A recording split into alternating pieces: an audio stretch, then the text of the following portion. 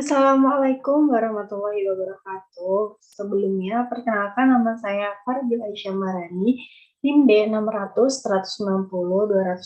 Di sini saya akan mempresentasikan untuk memenuhi tugas dari mata kuliah analisis ekonomi dan biaya, yaitu tentang break-even point. Nah, selanjutnya, apa sih break-even point itu? Break-even point itu merupakan suatu teknik analisis untuk mempelajari hubungan antara biaya tetap, biaya variabel, keuntungan, dan volume dari kegiatan tersebut.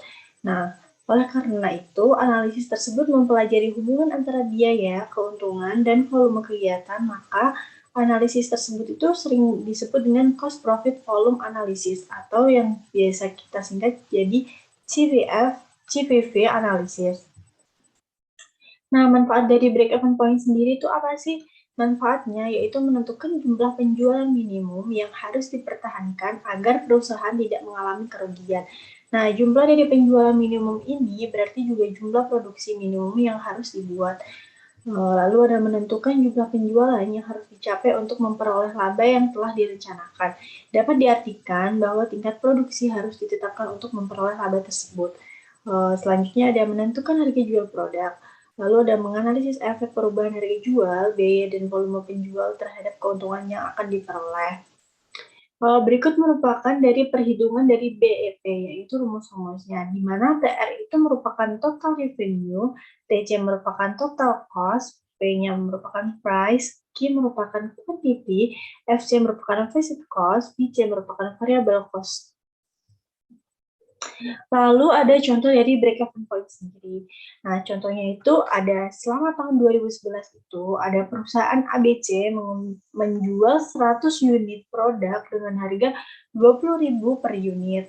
Nah, biaya variabel per unit ini adalah 14.000 dan biaya tetap jumlahnya merupakan 79.200.000.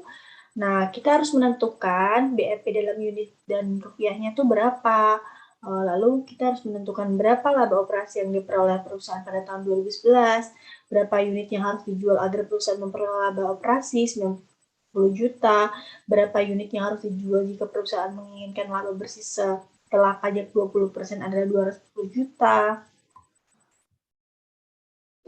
Lalu untuk menghitungnya itu KBEP sama dengan FC sama dengan P min PC yaitu 20.000 min 14.000 13.200 unit.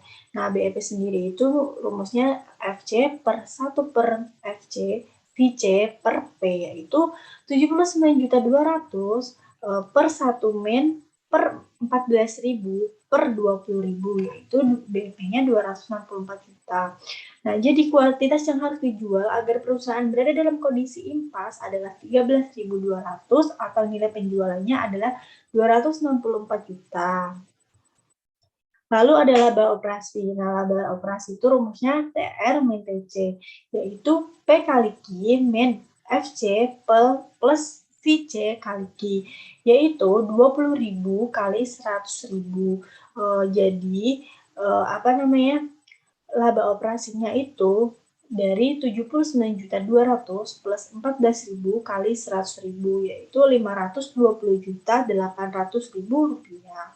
Jadi, laba operasi perusahaan pada tahun 2019 di mana kuantitas yang dijual sebanyak 100.000 unit adalah 520.800.000 rupiah.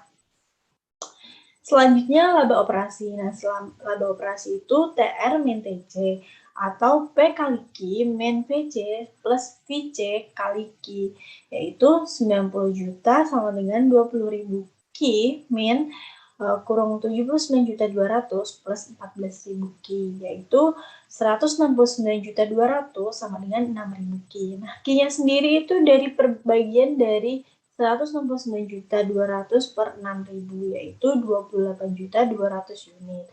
Jadi, agar perusahaan memperoleh laba operasi 90 juta, maka kuantitas yang harus dijual itu adalah 28.200 unit. Selanjutnya laba set pajak. Nah, rumusnya sendiri itu ada TR min TC min TAX sama dengan TR min TC min 20% TR min TC sama dengan 80% atau TR min TC. Nah, laba hasil pajaknya sendiri itu 240 juta sama dengan 80% dalam kurung P kali Q min VC plus VC kali Q. 240 juta per 80% sama dengan 20.000 Q min kurung 79.200 plus 14.000 Q, yaitu 6.000 Q sama dengan 300 juta plus 79.200. Q-nya yaitu 63.200 unit. Jadi agar perusahaan memperoleh laba bersih setelah pajak sebesar Rp 240 juta, maka berapa unit yang harus dijual? Nah, maka yang harus dijual itu 63.200 unit. Mungkin cukup sekian presentasi dari saya. Apabila ada salah dalam pengucapan, saya mohon maaf atas perhatiannya. Terima kasih banyak. Wassalamualaikum warahmatullahi wabarakatuh.